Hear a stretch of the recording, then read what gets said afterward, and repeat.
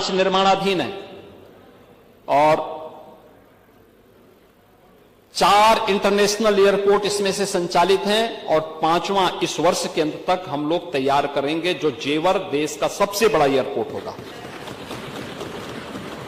हवाई जहाज के मेंटेनेंस, रिपेयरिंग और ओवरहॉलिंग के लिए MRO,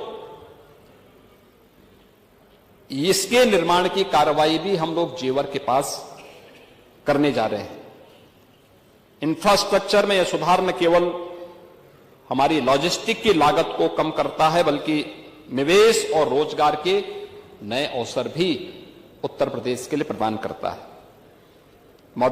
औद्योगिक विकास 1947 से 2017 बदहाल कानून व्यवस्था। स्वाभाविक रूप से जब व्यक्ति ही सुरक्षित नहीं तो पूंजी क्या सुरक्षित होगी। किसी भी निवेशक को प्लान करने या उसकी अरुचि को बढ़ाता है। औद्योगिक विकास नीति की शून्यता, पिक एंड चूज था, कोई पॉलिसी नहीं। पॉलिटिकल विल पावर की कमी थी, कोई राजनीतिक इच्छा शक्ति नहीं थी और दूरदर्शी निर्णयों के कारण सार्वजनिक क्षेत्र की इकाइयों में तालाबंदी। कानपुर क्यों बर्बाद हो गया? कानपुर के सदस्य भी यहां से गायब है, वे भी गायब हो गए। वो बोलना नहीं चाहते थे, इच्छा ही नहीं, क्योंकि नहीं बोले, क्यों सुनना नहीं चाहते ना, क्योंकि उसके लिए स्वयं दोषी हैं।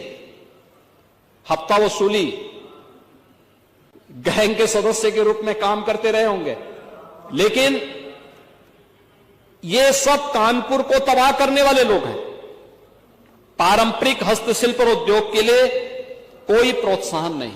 पांडे जी, आप तो इतने बुजुर्ग हैं, इतने वरिष्ठ हैं, और आपने देखा होगा उत्तर प्रदेश सूक्ष्म लघु मध्यम उद्यम का एक क्लस्टर रहा है, हर जनपद में रहा है, हर जनपद में रहा है, बहुत समृद्ध रहा है यूपी से। लेकिन ये हतोत्साहित होकर के एकदम मरणासन हो गया था। और 8 वर्ष में जो हुआ है, 8 वर्ष में 1947 से 2017 तक कुल 14,169 कारखाने प्रदेश के अंदर रजिस्टर्ड थे, 14,169। और आज पिछले 8 वर्ष में 27,295 कारखाने उत्तर प्रदेश के अंदर रजिस्टर्ड हैं। क्या ये निवेश नहीं हुआ है? हमने 45 लाख करोड़ रुपए के निवेश को आमंत्रित किया। हमारे MOU हुए हैं, जिनमें 15 लाख को हमने ग्राउंड ब्रेकिंग भी कराया है, जमीनी धरातल पर उतारा है। इसके माध्यम से 60 लाख युवाओं को प्रदेश के अंदर ही रोजगार भी मिला है और हमारे लगभग 3 से 5 लाख करोड़ रुपए के निवेश के प्रस्ताव पाइपलाइन में हैं, जिन पर अभी हम काम कर रहे हैं। इसके लिए 33 सेक्टोरियल पॉलिसीज बनाई गई। 1 डिस्ट्रिक्ट 1 प्रोडक्ट के माध्यम से उत्तर प्रदेश की परंपरागत उद्यम को प्रोत्साहित किया गया, उसको टेक्नोलॉजी के साथ जोड़ा गया, उसको डिजाइन के साथ जोड़ा गया, उसको पैकेजिंग के साथ जोड़ा गया, मार्केट लिंक किया गया, एक्सपोर्ट के साथ जोड़ा गया। और आज परिणाम है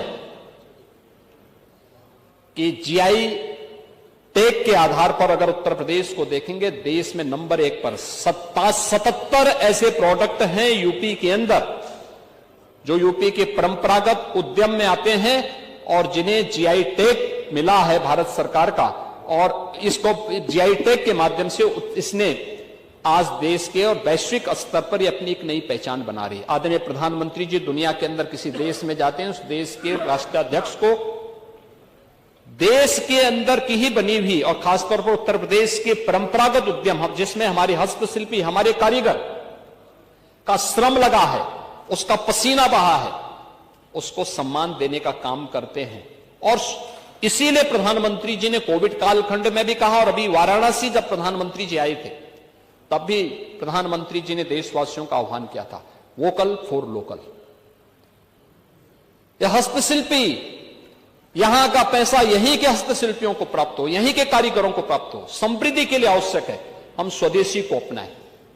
और उस स्वदेशी की आपने क्या स्थिति कर दी थी, क्या स्थिति कहां पहुंचा दिए थे आप।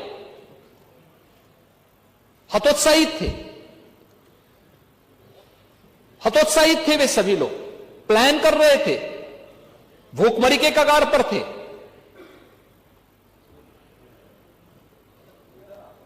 वे सभी उद्योग बंदी के कगार पर हो चुके थे। और कौन लोग थे उसमें? वे सभी अति पिछड़ी जाति से जुड़े हुए लोग थे, वंचित थे, गरीब थे, अल्पसंख्यक थे। आप कुछ नहीं कर पाए। 4-4 बार सरकारें थी आपकी। 1947 से लेकर के लंबे समय तक कांग्रेस ने शासन किया। उन उद्यमियों के लिए, उन हस्तशिल्पियों के लिए, उन कारीगरों के लिए क्या किया? कुछ भी तो नहीं किया। अब बात करते हैं पीडीए का। मैं इसलिए कह रहा हूं, ये परिवार डेवलपमेंट अथॉरिटी जो आपने बनाई है, ये जनता की आंखों में धूल झोंकने के अलावा और कुछ थोड़ा है। पीएम विश्वकर्मा योजना के माध्यम से और मुख्यमंत्री विश्वकर्मा श्रम सम्मान के माध्यम से